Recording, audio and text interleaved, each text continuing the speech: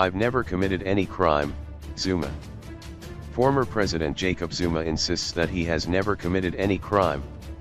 Former President Jacob Zuma insists that he has never committed any crime. Speaking in his hometown of Nkandla during his welcome home prayer session, which was organized by the National Interfaith Council of South Africa in partnership with the Commission for Religious Affairs, Zuma told the crowd that the only crime he committed was to fight against the apartheid regime. Even at that time I didn't commit any crime, I was fighting for my freedom. I spent 10 years, 6 months, in jail, without any problem, he said.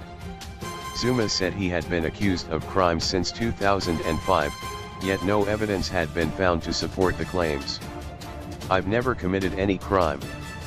There's no criminal in my family. A criminal has never been born in my family. We are believers and we pray when we've committed any sins. They investigated until they became tired because they couldn't find anything, he said. His only fear was that sometimes judges convicted innocent people. I'm not talking bad about judges, but we all know that sometimes it happens that they convict someone who hasn't done anything, but another court could come to a different conclusion, he said. However, he told those gathered at the venue that even though people accused him of committing crimes, this did not scare him. I've never committed any crime. There's no criminal in my family.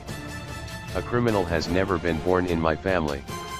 We are believers and we pray when we've committed any sins, he said. Zuma is facing 16 charges relating to 783 payments, which he allegedly received in connection with the controversial multi-billion rand arms deal. He will appear again at the KwaZulu-Natal High Court in Durban on June 8. He maintains that he is not corrupt. Whatever people say about my name, I don't hear a thing. If they said I committed something that I did, I would have been stressed. That would have even shown on my face. I'm not corrupt. If someone says Zuma is corrupt, he is just saying it. Zuma is not corrupt, he said. He said the latest claim of his alleged corruption was linked to his homestead in the rural town. They never expected anyone to build such a house in Nkandla and they concluded that I stole the money, whereas I did not. They investigated but they never found the money that they accused me of stealing, he said. Zuma told hundreds of churchgoers, ANC members, and religious leaders who attended the prayer that the term state capture was misleading. I have a problem with that. The state consists of 3 organs: parliament, the judiciary, and the executive. If you tell the country that there's state capture in South Africa, you mean those 3 organs are captured. That's wrong, he said. Zuma said no one had stood up and said all 3 organs of the state had been captured. The name state capture is misused to tarnish the image of other people, he said. The Gupta family, which Zuma was associated with during his tenure as president, is at the center of several state capture investigations. I've heard that there was a certain family which spoke to a few people including ministers. You can't just say that by speaking to those people the state has been captured.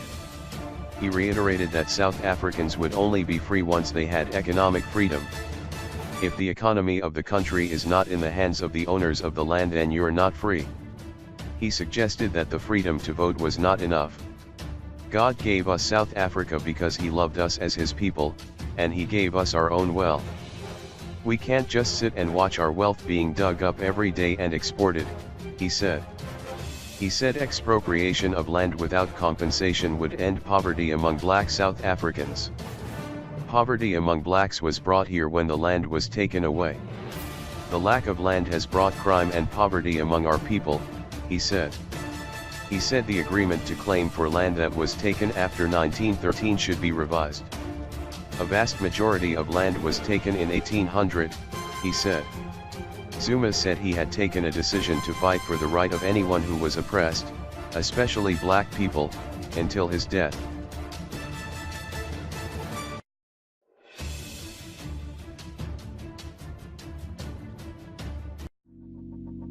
Let it go, make my body go, make our bodies higher.